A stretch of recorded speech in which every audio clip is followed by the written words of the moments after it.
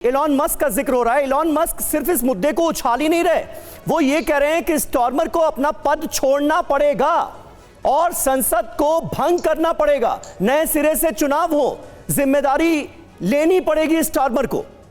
वो यहां तक जा रहे हैं। तो क्या यह मुमकिन है और अमेरिका का दबाव इस मामले में क्या रंग ला सकता है? देखिए, मुझे थोड़ा मेरी सोच इसमें थोड़ी दूसरी है। इसको आप देखिए, एलन मस्क इस समय ऑलमोस्ट आप कह सकते हैं डोनाल्ड ट्रंप के बिहाफ पे बोल रहे हैं। बिल्कुल। और डोनाल्ड ट्रंप अपनी 20 जनवरी को स्वेरिंग इन सेरेमनी से पहले ही आप देखिए कितने सिग्नल्स और कितने मैसेजिंग कर रहे हैं। वो कनाडा को बोल रहे हैं कि हम आपको 51st स्टेट बना देंगे। वो ग्रीनलैंड खरीद लेना चाहते हैं। वो पैनामा कनाल का कंट्रोल वापस लेना चाहते हैं। वो गल्फ ऑफ मैक्सिको को गल्फ ऑफ अमेरिका बनाना चाहते हैं। बेसिकली ये नहीं है कि वो सब ये करना चाहते हैं, बेसिकली ये मैसेजेस हैं उन लीडर्स की तरफ, उन सरकारों की तरफ बिफोर हैंड कि भाई यू फॉलो मी। अगर आपने मेरी लाइन टो नहीं करी तो मैं आपको जो है आपको इसका बहुत खमियाजा भुगतना पड़ेगा। ट्रूडो के लिए यही बात थी या कैनेडियन लीडर्स के लिए यही बात थी कि या तो आप सेकंड जूनियर पार्टनर बनेंगे हमारे, या फिर हम आपको अपने साथ मिला लेंगे। ऐसे ही कुछ मुझे लग रहा है कि स्टार्मर को भी कहा जा रहा है यू फॉलो इन लाइन। आप अमेरिका का फॉलो करिए ब्लाइंडली। मेरे आने के बाद भी अब तक जो बाइडेन के साथ करते आ रहे हैं, जो आप अमेरिका के बड़े अलाइज हैं, तो मुझे लग रहा है सेलेक्टिवली एक मैसेजिंग की जा रही है। आप इसे उस कॉन्टेक्स्ट में देखिए।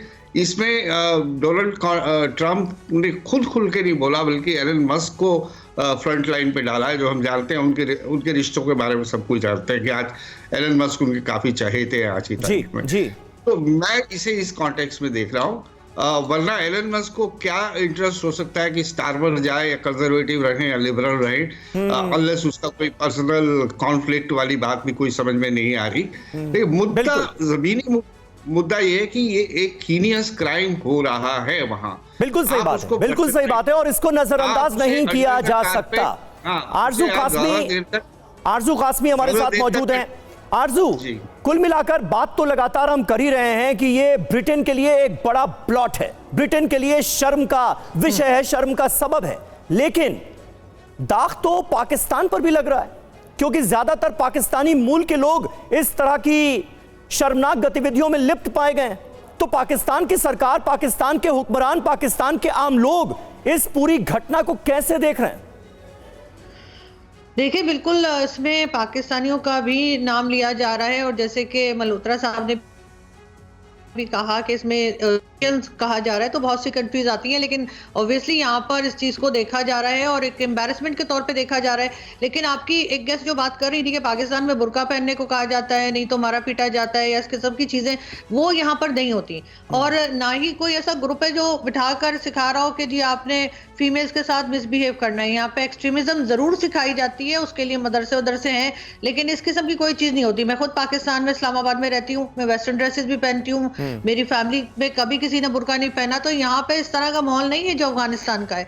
लेकिन ये जरूर है कि इस चीज के ऊपर पाकिस्तान में जो है वो रिएक्शन आ रहा है और लोग बहुत एम्बैरेस फील कर रहे हैं अपने आप को। जाहिर है कि पाकिस्तान का एक तरह से नाम कई चीजों में पहले ही खराब हो रहा है, और एक चीज और निकल आई है, तो ये डेफिनेटली एक बहुत एम्बैरेसमेंट की इस वक्त सिचुएशन है यहाँ पर। एम्बैरेसमेंट की सिचुएशन है। जमीर साहब, कैसे आप इसे देखेंगे? वैसे ही पाकिस्तान दुनिया में अलग थलग पड़ता जा रहा है। जिस तरह से कट्टरपंथी जमातें, आतंकवादी तंजीमें वहां पर अपनी धौंस जमाए बैठी हुई हैं, उसे लेकर, और अब ये मामला कि जो ब्रिटिश मूल के पाकिस्तानी लोग हैं उन पर इतने बड़े आरोप लगे हैं, कुछ को सजा हुई है, लेकिन बड़े पैमाने पर इस तरह के रैकेट चलाए जा रहे हैं और इसके पीछे एक खास मोटिव है, एक खास मोटिव के तहत ये सारी गतिविधियां अंजाम दी जा रही हैं। इस फैक्ट का सामने आना, देखिए, मैं तो कहूँगा कि इस तरह की जितनी भी बातें हैं ना, ये सारी की सारी अफसोसनाक है। और मैं आपको एक बात और बताऊं कि देखें, जिस तरह अभी अमेरिकन कह रहे हैं कि जी आप इसकी जांच कराएं या फिर हुकूमत छोड़ दें,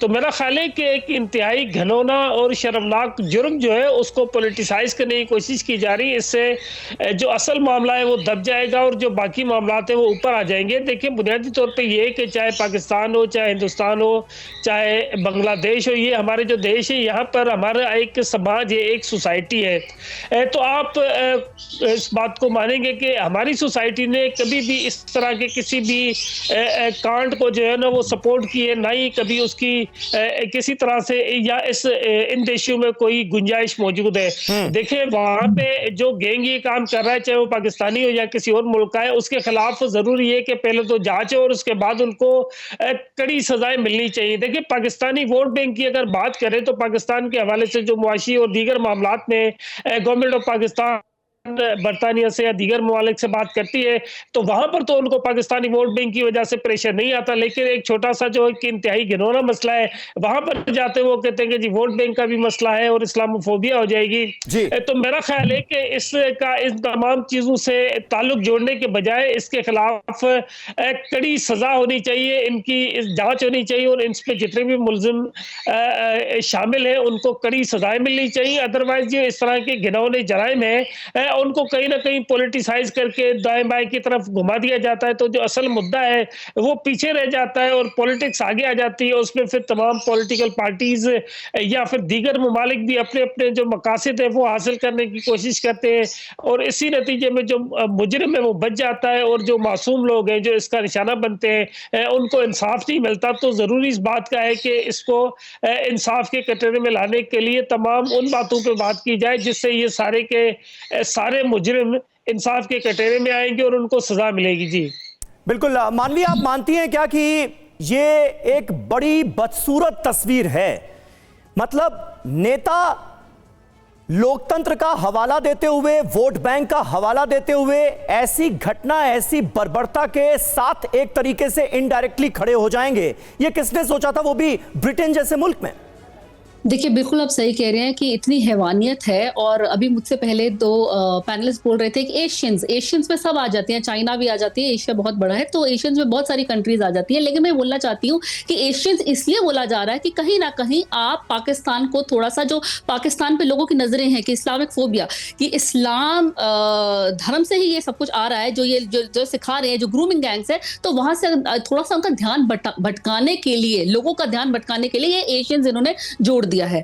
दूसरी बात बोलना चाहती हूँ कि मुझसे पहले भी आरजू ने बोला था कि पाकिस्तान में बहुत सही तरीके से रहती है महिलाएं, महिला को ऐसा नहीं है। तो मैं आरजू को याद दिला दूं कि सीमा हैदर वहीं से आई थी और सीमा हैदर ने क्या अपना बताया था कि किस हिसाब से उसको ट्रीट किया जा रहा था और किस तरीके से उसको वहां पे परेशानी हो रही थी पाकिस्तान में महिलाओं की। मानवी, ऐसे इंडिविजुअल केसेस पर हम बात ना करें, लेकिन जल्दी से मैं एक आंकड़ा सामने रख दूं। 2023 में ब्रिटेन में बच्चों के खिलाफ यौन अपराधों के 1,15,000 केसेस सामने आए थे। ऋषि सुनक जब प्रधानमंत्री थे उन्होंने ये जानकारी दी थी। इनमें से 3.7% समूह आधारित थे और चौंकाने वाली बात यह थी कि 26% परिवारों के बीच में हुए और 17% मामलों जो थे वो इन्हीं ग्रूमिंग गैंग्स के द्वारा अंजाम दिए गए। तो यह समस्या बड़ी है।